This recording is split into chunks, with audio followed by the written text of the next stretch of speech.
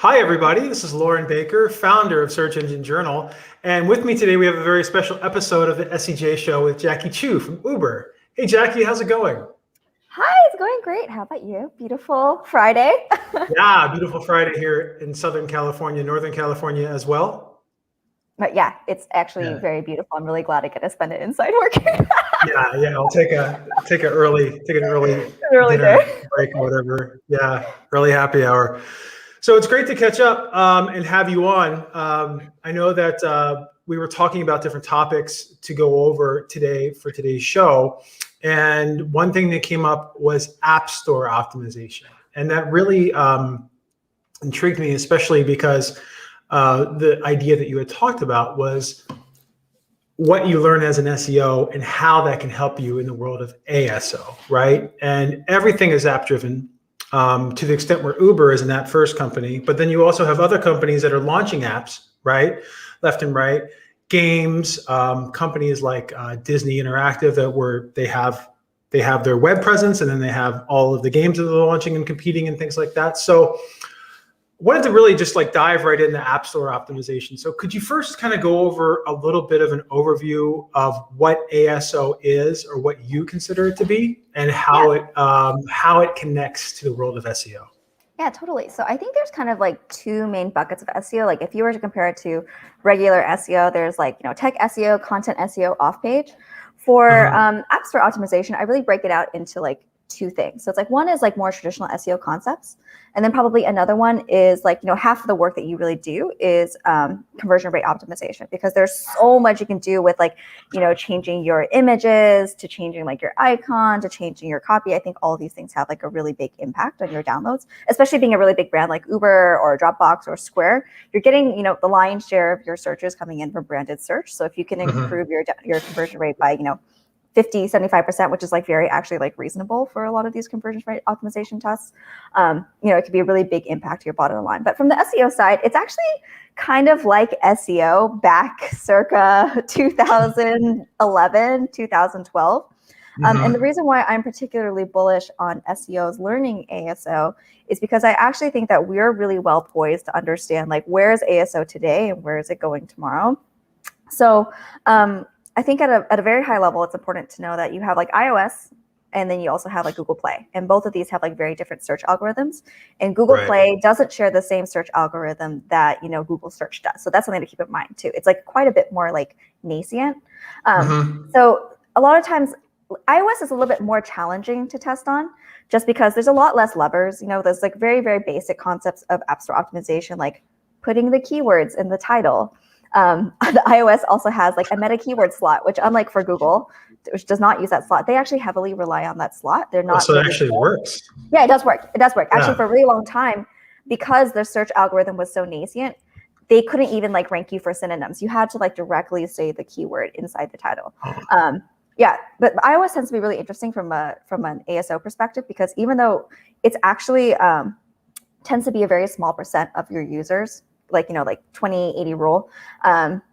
In the US, I think we have 50% split between Android and iOS. But if you go globally, then they actually have almost 80% is Android. So it actually really matters a lot to care about Android. But then iOS tends to be where the majority of your dollars is. So most people tend to focus on iOS.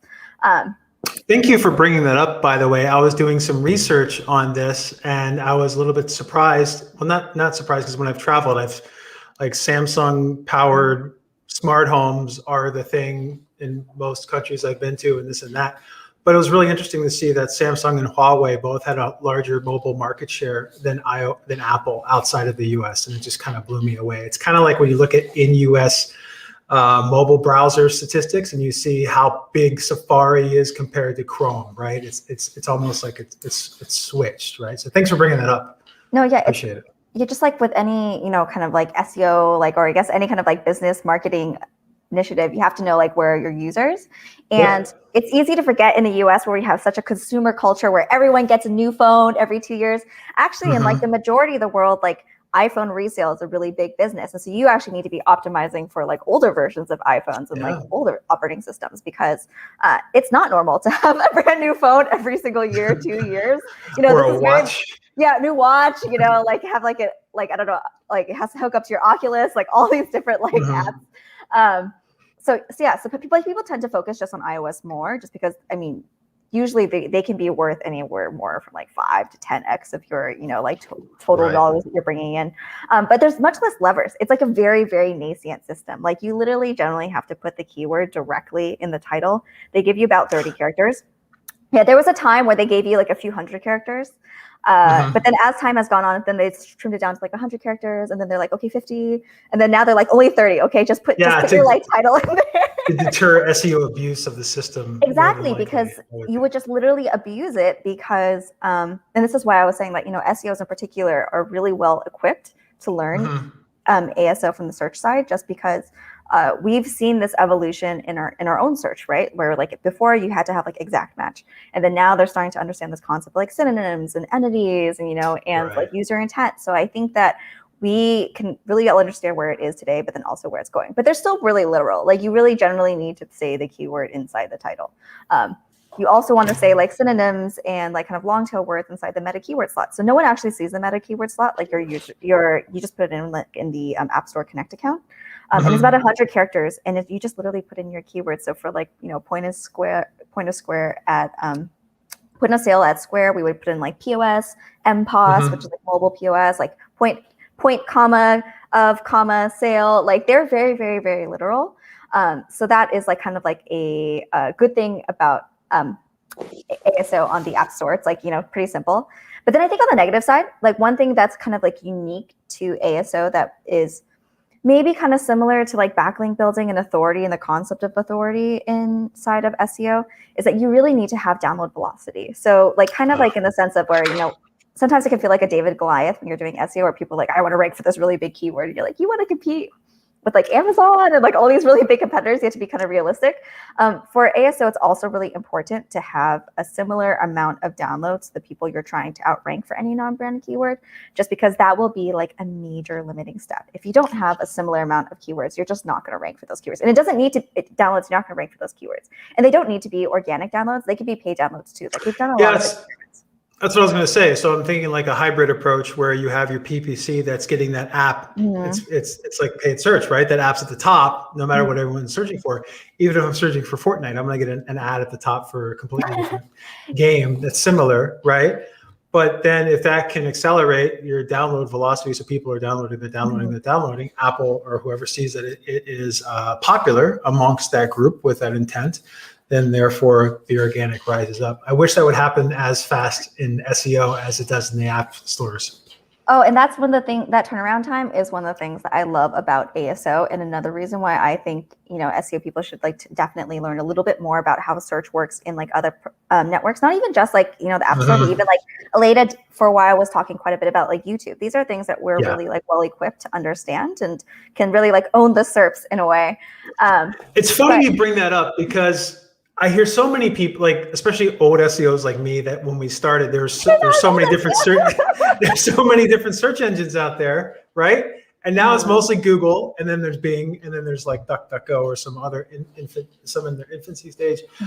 But that's not true, because there's Google. This is going to sound very antitrust oriented, but it's Google My Business, YouTube, Google Play Store. But there are various search algorithms to optimize for. Yeah, there are various search algorithms to optimize for, based upon the media or the type of technology that you're using, the type of content you're using to get out there, right? So I'm glad you bring that up, because it's true. Like, you have to put on your normal Google hat, and then your Google My Business hat, and then something else going from group to group. And there are common denominators with that, like basic knowledge of SEO. No, totally. And that turnaround time is so amazing, because when you think about like, SEO projects, they can take, weeks, months easily at a really big company, sometimes even like years building. And there's a lot of risk, right? Like a lot of times when we talk about like how to do SEO in enterprise, we talk about like, you want to like hedge your bets, doing smaller wins, and then like kind of do a swing for the fences project, hedge it with like a lot, like more reasonable like SEO projects.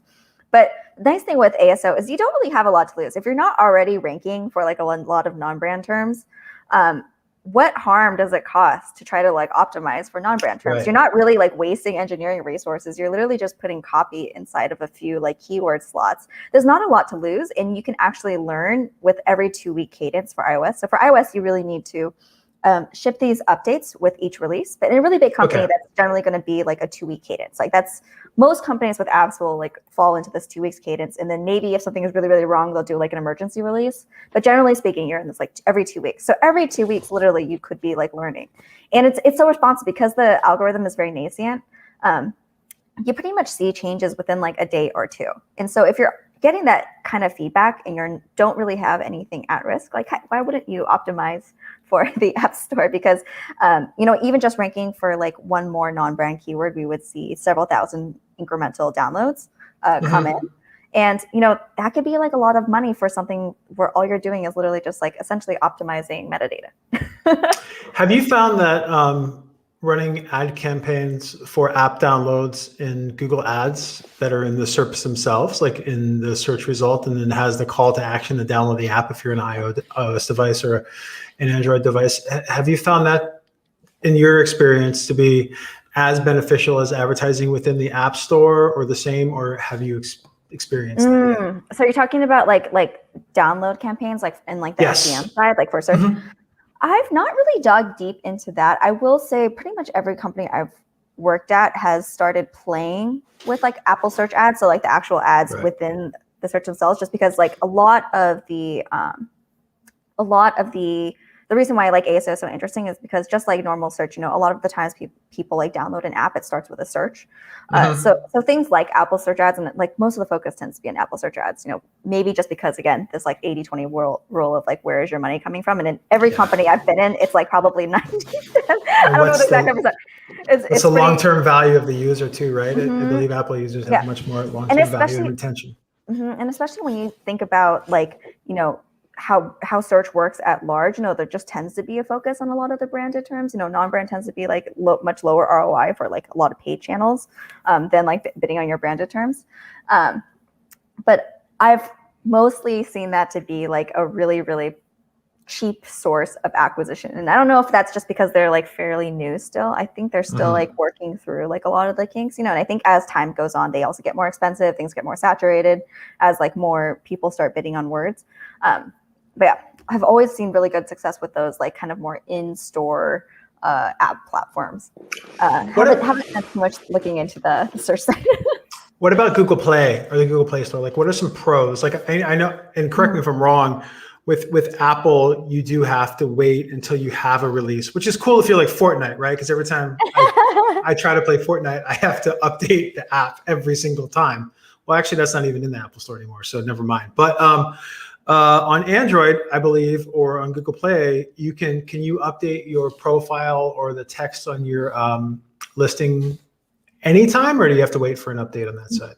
Yeah, well, that's one of the awesome things about Google Play is literally if you have a really good relationship with your developer and they give you access to the Google Play console, you can really do everything inside of Google Play, which is really cool. So the Google Play console is just kind of more astute in general. Maybe again, kind of playing to Google's appreciation for search and the kind of like background in search. But there's a lot of really cool things you can do with Google Play. So the first one is just like the ease of use, which is like you don't have to wait to align to like hop onto this like release train with your iOS team. You as like a normal user inside the account can actually like update the title as well as the subtitle and the description.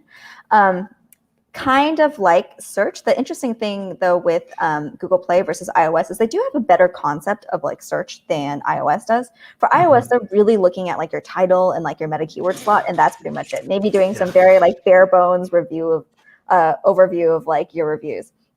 For Google Play, they actually allowed like a really, really big description, a little bit of a longer title. You get like 50 characters. They have like a subtitle, and actually they're able to actually read these things. And so one kind of like concept that comes up a lot is like keyword density, which is like a very simplistic, but I'm talking about like keyword density in the context of like almost like a TF-IDF, like a very, very nascent idea of keyword density. Like when you talk to like ASO practitioners, a lot of times they're just looking for like the counts of repetitions, because right now, like that's not really even seen as spammy. That's kind of considered like a best practice. So it's funny because like that's what works. So because like, right, like a lot of these things, like back in the day, that's just what you did. As a now it's growth hacking. Now you're being a spammer. But you know what? SEOs have like, again, this like concept and background in like how search works, how information retrieval works. And I think that we're really well poised to take on this kind of challenge, to work with like the marketing team, like to like add descriptions that are like search friendly. And I think that that's like a great advantage as an SEO practitioner, but also understanding like how to make these things like future proof so that they're like hopefully a little bit less spammy. And like, you know, as these algorithms get more stringent, we'll be like well prepared to help them like navigate that as well. Another thing that's really interesting in Google Play is the concept of backlinks. So that's also something. Yeah, that's also something. Ooh, not like not like any of us know anything about that. But I mean, it's really funny. I used to think, you know, I've gone to a few ASO conferences and listening to, you know, these like very decorated practitioners speak about ASO, and they're like, well, you know, if you need to get this thing called like a backlink, you know, it's really funny hearing somebody else talk about backlinks other than us, but they're really talking about it from the concept of like, just they've only ever done ASO, right? Like we think about, you know, backlinks at scale. We think about like local level backlinks, non-English backlinks. You know, they're really thinking about like, oh, well, this is a backlink. This is why you need it. And then they're like, you know, if you want to get a backlink from someone, just type in, you know, your like best baseball games or whatever it is you're trying to rank for, and then like reach out to the writer and ask them, can you include our app? And that's how you get a backlink. So hey, you know, it totally works sometimes, right? Yeah. It totally works. But that's where I really think that SEO is like, we're so used to thinking about this kind of stuff like backlink acquisition at scale. You know, we probably know some like writers, we know some like influencers that we could work with. We really understand how these things work. So I just think that we're really well poised to start. Sounds like I have to start attending some or speaking at ASO conferences about how to build backlinks. Right? Yeah, like this is a backlink, you guys. As opposed to speaking at a conference in a room full of backlinkers, being at an ASO conference where everyone's like, "Ooh, you can do that!" Like, yes, you can do magic. It was really funny, and like I think of a moment for me where I had like a kind of aha moment was, you know, one of the practitioners was speaking on stage too, and he was like, you know, it's really interesting when you have, if your company title has the keyword in it, you're much more likely to rank for that keyword. And I'm like, trying to think back in my head, like when did SEO people stop talking about exact match domains? I mean, come on, low key, a lot of people still do it, still kind of works, you know, but it's like a lot of these search, like again, these concepts in search are something that we're just like so familiar with. I think it's very easy for us to extend it to the app stores and frankly kind of like dumb it down a little bit. How about on the analytics and performance side? Do these tools report? Do they report on that side? Like which keywords are driving the most downloads? Which keywords are driving the most repeat or active visitors over time? Like, or are there tools that you have typically integrated in the past that help to define that a little bit better? So out of the box, the tools I would say overall are not great, especially on iOS. They don't have like very good analytics. They just give you like very top level metrics for the most part of like, you know, impressions and like downloads and like you can do like country dimensions, etc. But for the most part, it's pretty difficult to tie your efforts to any like sort of impact, which I think is one of the challenges of doing App Store optimization. It's not as linear, right? Like if I am trying to rank for like point of sale or like taxi rides or something like that, I can create a page for taxi rides that didn't exist before, get it to rank, see the traffic come in, and say like, oh, okay, like all the revenue we generated from these pages is like from SEO, and like even then that feels like a very loose correlation to a lot of people compared to SEM, but. One of the challenges with the App Store is you just have this one page. This one page is your doorway to all of the other keywords you're trying to rank for. So for iOS, though, they really give you almost like no, almost no keyword data. Google Play is a little bit better. Actually, Google Play is a lot better from a platform perspective in general. They do give you like impressions of like the actual keywords. So you can see that your impressions went up and like downloads went up for a single keyword, which is really nice. And that's something that you just don't get on iOS. But again, tends to not be as a main company focus as iOS tends to be on like a lot of US-based companies. But that's why a lot of people will substitute with either third-party tools or again, leveraging your App Store data. So that this is where I actually really love working with paid search teams to leverage their Apple Search Ads data to understand like, okay, what keywords do I need to optimize for? Which keywords are truly driving downloads from a non-brand perspective and aren't just like versus or not just downloads, but activations, right? Or activations after a certain amount of time as well. Which usage, Yep, which is always really difficult to measure Yes. these things. And then, but really popular third-party tools, like a lot of really big companies will use App Annie. I think it's probably unnecessary for most companies, and it's honestly like way out of price range for most smaller companies. Like this is like a very enterprise level tool. The reason why most enterprises buy it is because every other enterprise buys it, honestly. and then also since they are this kind of they are kind of like the industry standard for like enterprise mobile. They tend to be connected to a lot of people's like developer consoles. And so that way you can like kind of guess that their numbers that they say that are estimated download numbers for competitors are like kind of similar to the truth. But again, it's all third-party tools that are just like estimates. And so you just have to kind of take it with a grain of salt that it's not as like clear. Yeah, but they do offer like a lot of engagement metrics inside of App Annie. But I think for, smaller practitioners, I think tools like App Tweak are awesome. App Tweak is pretty much just like SEMrush or Ahrefs for SEO. So you can do like keyword research. You can see like, get a rough swag of like what a keyword volume is, see what are you ranking for those keywords and start tracking them over time. And they're really, really cheap. They're like $70, $60 or like another one. Cool. So it is like SEMrush or Ahrefs. It's like a common denominator. Like everybody has it as a backup plan. as like a add-on. Yeah, exactly. Oh, this isn't working. Let me run it on Ahrefs. Okay, got it. Now, have you found that keyword data that you're getting either from the store backend or a tool set or from a paid campaign to be valuable with what you're doing with traditional SEO or vice versa, right? Because you're looking at a whole different set of KPIs where it may not be a direct sale, but it's that ongoing usage. I'm trying to think of an app that my significant other uses all the time. Yucks, YOOX, or Guilt, or any of those, right? That are being used on an ongoing basis. Therefore, they're probably buying from that. But point being is like, do you find that the keyword data and the performance data from ASO helps with SEO and then vice versa on that front? I think probably mostly with the opposite way, which is like SEO helping with ASO, just because, the ASO keywords tend to be super down funnel because you have these ideas of like character limits and you're only optimizing this one page, like essentially your like app storefront.